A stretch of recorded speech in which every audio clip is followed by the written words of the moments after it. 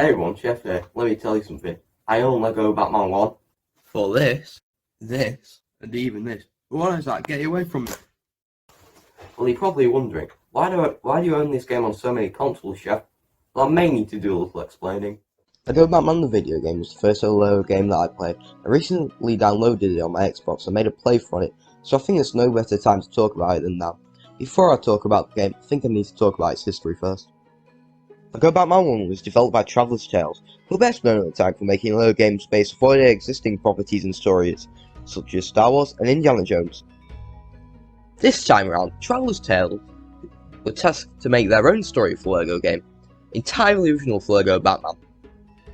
And they sure did deliver a great main game that is hero campaign, great gameplay, simplistic but funny story, and entire side set of missions to villain campaign, all equating into 30 amazing levels. The storyline for Lego Batman is quite simple, with the Riddler, Penguin and the Joker organising a plan to break out of Arkham Asylum, split up into 3 teams to fulfill each other's goals. The Riddler's goal to rob Gotham's gold reserves with help of his team Clayface, Mr. Freeze, Two-Face and Poison Ivy. Penguin's goal is to control the city with his robot penguins, aided by Bane, Catwoman, Man-Bat and Killer Croc. The main villain himself, the Joker, his goal is to destroy Gotham with his toxic laughing gas, because why wouldn't he? Aided by Harley Quinn, Killer Moth and the Scarecrow. The gameplay of Lego Batman 1 is the same to previous Lego games before it, with quick one-button combat, puzzle solving, collecting the game's currency studs, and building suit machines scattered throughout the level. In this game, to progress in the level, there are 4 suits for each Batman and Robin, letting the player to access different areas. First off, for Batman is a demolition suit, a suit that can blow up silver objects. Secondly is the glider suit that can let Batman glide over to different areas. Thirdly, the Sonic suit can break glass structures. And finally, the heat suit can let Batman go into heated areas. Has his own suits different to Batman's suits. First off, the magnet suit lets you climb up metal slopes scattered around levels. Secondly, the technology suit lets you operate robots via a control panel. Thirdly, the track suit that sucks a piece of Lego on the ground for the player to put in a capsule that makes an item that lets you progress in the level. And finally, the water suit that lets you go underwater. Studs are littered about the level, being literally any way you can think of.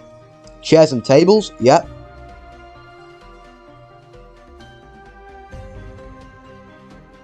Arcade machines, yep. Bins, okay. Why would someone put their life savings in a bin?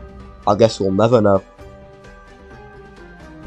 Alongside studs, there are red bricks and mini-kits. For each level, there will be 10 mini-kits to collect to 100% the game. Now, a little diorama on display of each vehicle from the game itself. Red bricks. Red bricks are unlocked after each level, where you get all 10 mini-kits, and sometimes they can also be found scattered throughout the level like mini-kits.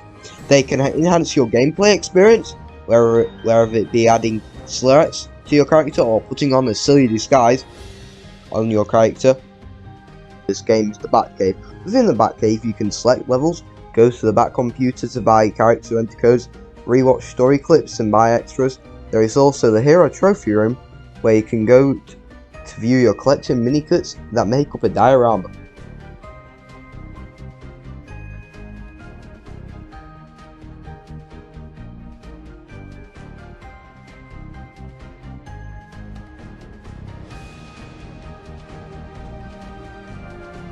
As a standard for Lego games now are the vehicle levels. Most of them are controlled quite well and are quite fun, as you chase Two-Face in the Batmobile, or fight the Penguin with the Batboat, and have a dogfight in the air with the Scarecrow. But one little thing is the flying levels, in my opinion, need a bit more work on them. Like the Scarecrow level where you have to be Batman. You're Batman and Robin, and you have to tag onto Robin with his grappling thingy. But if you're not playing 2-player, then it's really hard, if you get what I mean by that.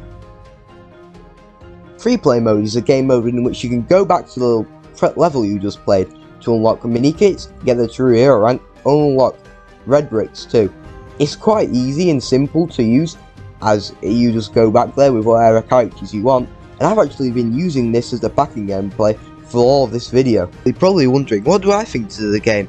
Well, overall it's a great game, but I advise you getting the Xbox 360 port or the PS3 port, as the Wii port uses the most motion controls to target objects with batarangs, and it's a bit more harder to control in general. The GS port is different to the console port in many ways, and even if it's in the thumbnail for this video and I haven't talked about it, I'm more likely to do a review on it later down the road. The only issue that I have with this game is the Scarecrow boss battle, and that's it. Aside from a couple bugs and glitches, that's it. And well, I hope you enjoyed the video, and this is my first ever review on the channel, which is quite cool. And sorry if the editing's a bit off or anything like that, and I hope you enjoyed the video. See ya.